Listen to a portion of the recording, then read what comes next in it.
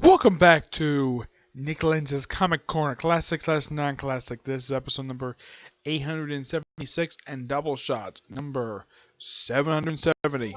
Two X-Men trades from the same series, though it's the first trade and the fifth trade of this series. Because my local library didn't have the other ones. Let's begin. X-Men Forever, Volume 1, picking up where we left off. Now, those of you curious, though, okay, we have the familiar 90s looks for the X-Men.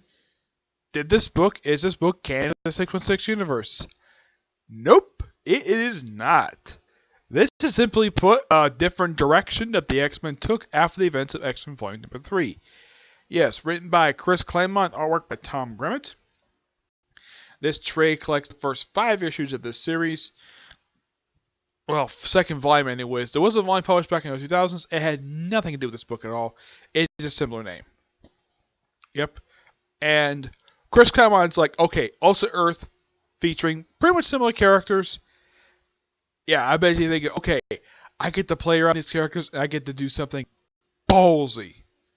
You want to how ballsy? In the first issue, he kills Wolverine. Yeah. How does Wolverine die? By being struck with a bolt of lightning from Storm, though this Storm is revealed to be an imposter. Yep. Also, Kitty Pryde has somehow mysteriously got one of Wolverine's claws. Yeah, and she got this while attempting to stop Storm from leaving. Also, Nick Fury is basically a regular character. He appears in almost every issue of the whole series. Yep, in the last issue printing this issue, we get introduced to Daisy Dugan. Well, Daisy Duggan, the granddaughter of one of the most famous members of the characters made debut back in the 60s, characters known as the Howling Commandos, who fought back in World War II. Apparently Duggan is deceased in this reality. Yeah, it's never explained why, from what I can tell. Yeah, she's a smoking hot woman, and when she's first introduced, like, there's hints that she's attracted to Sabretooth of all people. He's like, really? Sabretooth? Yeah, he shows up in here as well. Except he gets reformed because, well, Wolverine died. Yep.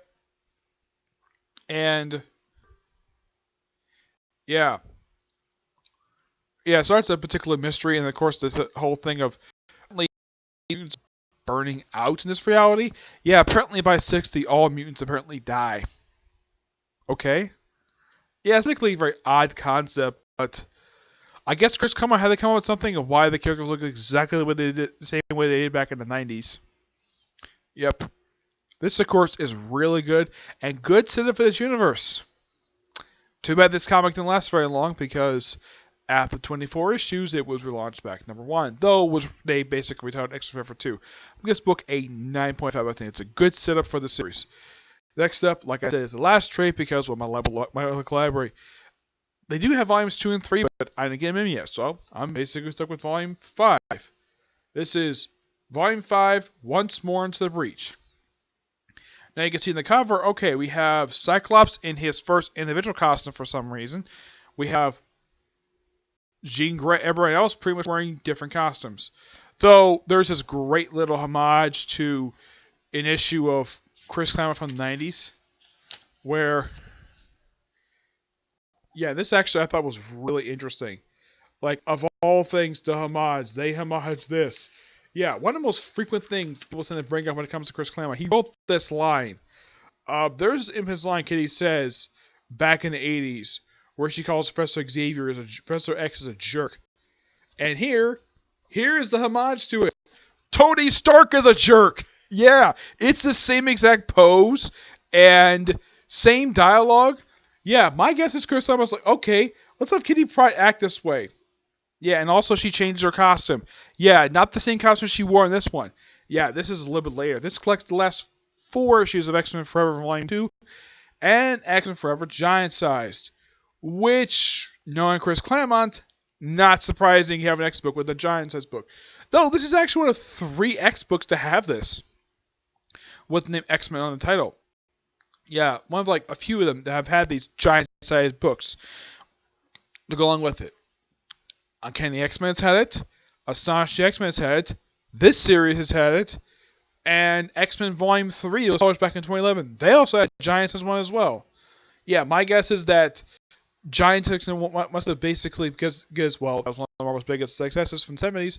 Why not continue the trend by doing more of these? And Chris Claremont do was a terrific stroke of genius. Now, in this particular story, this particular portion of the storyline, they reveal at this point that, well, in case you wonder, like, yeah, those are curious, though, who's the guy in the suit? Yeah, that's freaking Gambit. Yeah, for some reason, he abandoned the classic look. Yeah, and that's supposed to be Nightcrawler. That's Rogue. Yeah, apparently swap powers. Yeah, apparently they're also immune to this burnout stuff. Sabretooth's got a brand new attire. And, yeah, and Jean Grey. One thing I noticed about her costume, it looks kind of like the female Nightwing costume from DC Comics. Yeah, that's what it kind of looks like. I mean, take a look at this thing. Yeah, take a look at this costume. Doesn't look like the female Nightwing costume from DC Comics. It's a similar design. Yeah, my guess is the artist Tom Grant, he must have basically based up that particular design and went with it. Yeah, but Tom Grant is not the only person who does the artwork for this particular set of issues. Oh no, he's not the only one. We also have Mike Grell, yes, the guy who actually wrote Green Arrow for 80 issues.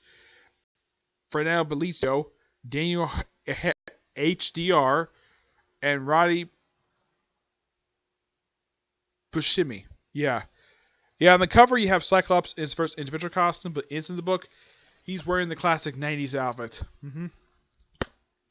Yeah, they found what this group known as the Consortium, which they're apparently an anti-mutant government group, a shadow government group who basically are anti-mutant, and they're headed by the Trask family, and it's also filled in here, and that's how this was really weird, that apparently the Trask family are distant relatives of the Starks. Yep, oh yeah, and get this. It's revealed in here, of course this happened apparently last year because I don't have the gesture here, and get this. On their board of directors, when they reveal one of the board of directors, and if I'm reading text recap in here, the X-Men are shocked to reveal who it is. It's Tony Stark. Yes, Tony Stark of the Avengers, aka Iron Man. I'm like, really? Okay. I get the fact he has a connection to Bill Von Trask, but last time I checked, Tony Stark in any reality I've seen him, he's never been anti-mutant at all. I mean, one reality he's anti-human, but not mutant. He's never been prejudiced against mutants. Yeah, it's a little strange, and then of course he turns against them, and because Trask's wife and daughter developed this weapon that could kill all the mutants on the planet, so he and Beast sacrifice themselves to save the planet. They have a funeral, which is quite nice. Leandra has to take Charles the Kid back up to space to live the rest of his days. Guess apparently broke one of their laws, though because he's her consort, he won't have to suffer. And then the Avengers, acting like complete idiots, are given bogus information thinking the X-Men are bad guys. So they get him to a fight with the X-Men, and they think the X-Men are lying for their motives. Yeah, and I'm with the X-Men on here like, why the heck are the Avengers acting this way? Of course, this is Chris Claremont, mind you. And I'm thinking, okay, it's not Avengers. Let's let the Avengers be complete jerks to people who are not them. But to the X-Men, this is one of 2 times I can think of published by Marvel Comics where the Avengers have been sort of, let's just say, going against the X-Men. No, I don't count X-Men versus because they're manipulated. This one kind of is the same way, but the worst came in AVX. That was the worst time that ever happened. I know I don't count Access either because that was due to a mind screw thing. Yeah, they're given information, and instead of, verifying the information, Cap's like, okay, I'm going out, we're going out, we're going to arrest the X-Men. Instead of verifying the information, I don't know why Claremont wrote him this way for, because he has actually written the Captain America title. He has.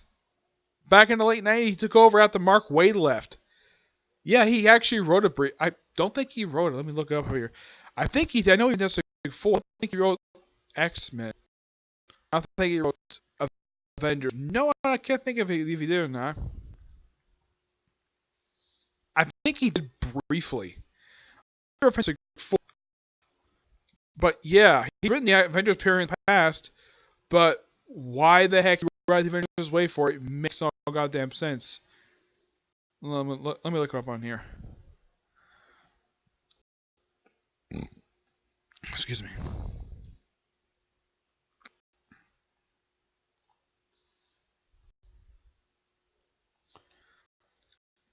Because I could have sworn he wrote the Captain America title at some point. Hmm.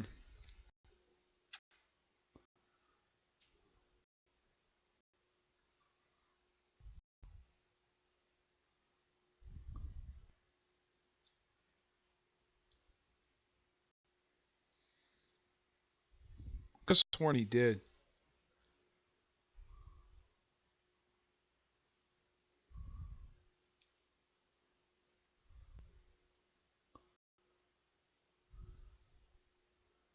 Yeah, he did. He wrote one issue Captain America. Uh-huh. The Avengers title, he just wrote the one issue of the book and an annual. Yeah. So I don't think he wrote Thor, did he? No, he never wrote Thor. But yeah, as for why in the world he would have the Avengers act this way, I have no idea. It's one of the most dumbest things about this particular book. And it's a common complaint I have about how Marvel writers write the Avengers when they're not appearing in their own book. Where most of the time they're written to be jerks and dicks to people who are not them. Which I think is completely stupid. Now I get the fact of why they would act this way for, because they are supported by the U.S. government. Well, various points. Either supported by the U.S. government or the UN, but they're basically a government-sanctioned team, which do whatever the heck they want. But them to act this way by not verifying the information to figure out if it's true or not, I have no idea. It's one of the most bizarre writing styles that Chris Claremont has when it comes to writing the Avengers. He has written them before. I don't know why he wrote them this before. It's one of the most bizarre things he's done. But yeah. And of course, the X-Men ended up retreating after faking their deaths and then blowing up their own school, which turns out to be a hologram. Yeah, the whole explosion was faked. Yep, of course, they reveal this in the next book. But this book is actually, I love the writing in here. I think in the case of Tony Stark getting killed off in here, that was an interesting move for Chris Claremont to do. But I think he's allowed to because it's an alternate universe. Yeah, it's basically kind of like a Mirror 616. Even I looked up online, the Earth designation for this reality is 161. Yes, that's the designation for this thing. I'm gonna give this book a 9.5 out of 10. It's actually really good. I kind of wish they had a little more here. Yeah, it's also built in here that, of course, in text recap, that Storm took up Wakanda. Let's see. Also, Colossus is nowhere to be seen here. Yeah, I haven't had a chance to reread the previous few trades. Yeah, it's been a while since I've read this thing, but this series is just so good. And of course, this book explores, like, now it's revealed in the first issue that apparently Wolverine and Jean Grey had sex. Yep. Oh, the second one of two reality this is actually happening, where they apparently did succeed in actually. I mean, kind of hint this. This was hinted at this in the regular reality, where Wolverine has kissed her several times over the years, but because she's always with Scott Summers, this can never go through because of her love for Scott Summers. She constantly chooses Scott over him. Yeah, like it happened in the 80s, happened in the 90s, even happened in the 2000s, where Wolverine and Jean Grey have made out. Yep. And in this book, it's revealed that because they captured with a hand, they eventually form a romantic relationship. And she refers to in the first book as the man she loves. Yep. Otherwise, these two books are really, really good. I do recommend X-Men Forever. It's a damn good series. Too bad the second book didn't last too long. I mean, this book lasted for 24 issues. The second book lasted for 16 issues for ending. I mean, is that all what Chris Claremont told? I mean, if I look up online, it looks like you could tell more story there, but nope. Let's axe this book. Though I think I do have maybe a theory on that, because these issues came out, I believe it was in 2010 or 2009, I think it was, because it looks like it's been a while since these issues came out. Let's see, these issues came out in 2009. Yeah, The ones in here came out in 2009. I think the ones in here came out, I think it was in 2010. Yeah, 2010. And I think that both these two storylines, these particular issues have come out twice. I think that's what Marvel was doing at this point. That's the reason why 24 issues in 1 year. But this is one great series. And I do highly recommend it for X-Men fans because you're going to love it because it's just taking the X-Men in a different direction than the 616 universe. It's basically Chris Claremont just having fun, do whatever the heck he wants. And I love the fact he had a chance to write Nick Fury because such an underutilized character. And just by just a weird coincidence, a year after X-Men Forever 2 basically came out, Nick Fury got basically almost written out of the Marvel Comic Universe. All because they want to push his son, Nick Fury Jr. Yeah, give it that what you will, okay? So that's it for this particular review. Stay tuned for my review of newest episode of Barto and another Comic Corner, okay? We'll do this next review. Bye.